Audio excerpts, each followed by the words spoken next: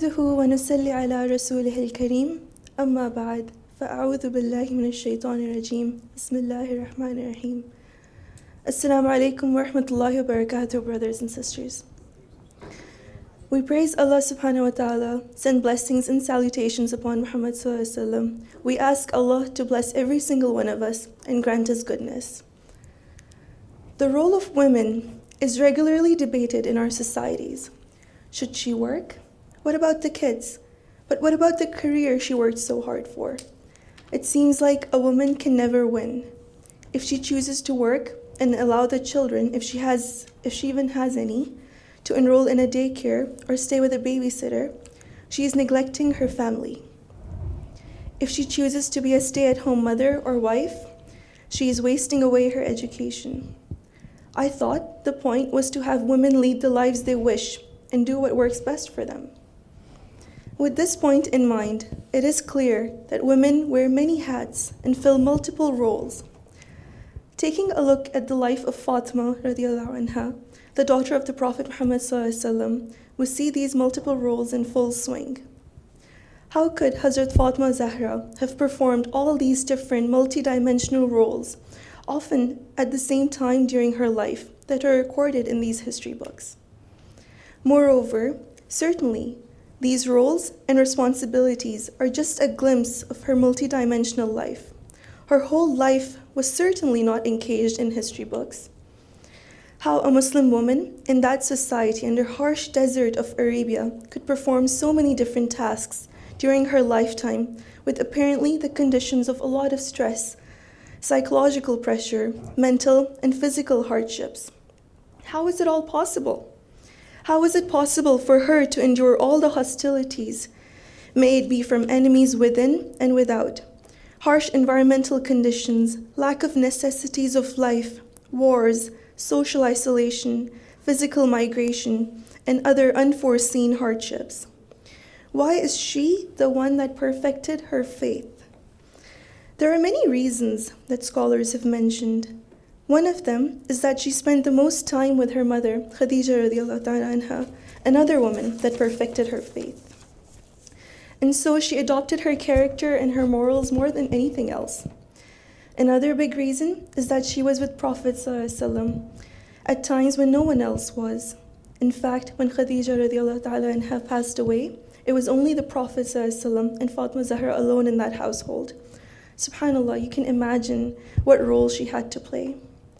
She was born and grew up in Islam, unlike any other. She also adopted so much from Prophet ﷺ's character. In fact, one of her nicknames, being Al-Zahra, the Splendid One, was because of her radiant face. She had that beautiful, radiant face, and she is the daughter of our Prophet ﷺ, whose face was as bright as the moon. Prophet ﷺ said that Fatima is Sayyidat Nisa al-Jannah. She is the queen and leader of the women of paradise. I also think it's necessary to mention another important reason behind how Sayeda Fatima was able to lead such a multidimensional life. I find a lot of peace and hope in this reason, and this reason is something we can all practice and try to achieve. And this is her taqwa, her iman, and they both go hand in hand. Taqwa cannot be classified simply as piety or fearing God. Rather, it's much deeper and intricate than that. Taqwa implies a similar sense of alertness, consciousness, and vigilance towards the pleasure and mercy of Allah. To be constantly aware of what pleases or displeases Him, and to ensure all our efforts are to make Him most happy and gain His maximum pleasure. We can't even imagine the level of iman and faith that Sayyidah Fatima had in Allah subhanahu wa ta'ala. This is something we can all try to achieve, my brothers and sisters. Another point is tawakkul. Tawakkul involves belief and dependence. We have to rely on Allah because without His permission, nothing could happen. If we believe in Allah, then it means we have our faith in Him. So we can say that tawakkul is part of one's faith. Sayyidah Fatima's resilience and her patience, as one of the brothers mentioned in yesterday's speeches, comes from her tawakkul, which is a blessing from Allah subhanahu wa ta'ala. Knowing that no matter what hardship or misfortune befalls one, It will be accepted without us panicking or without our hearts getting weak. We will remain strong in the face of such hardships. Strong belief, that is tawakkul, will indicate that Allah's wish is in this occurrence and it cannot be opposed. It is the mercy of Allah that He has told us that our responsibility is very limited. And that is the meaning of, and I quote, "On no soul does Allah place a burden greater than it can bear," end quote. Quran chapter 2, verse 286. We should believe in Allah that no matter what He has put us in, it is going to pass by His mercy. Sayeda Fatima's strong relationship with God and His Prophet ﷺ, her total submission to and the merger in Islam and its divine values, her intimate and strong relationship with God and her nearness to Him. This particular relationship of Hazrat Fatima Zahra with God is partly reflected in her Dua al-Nur and her elegant sayings on various Islamic topics recorded in history books and instances and special circumstances of her ibadat that are recorded in history.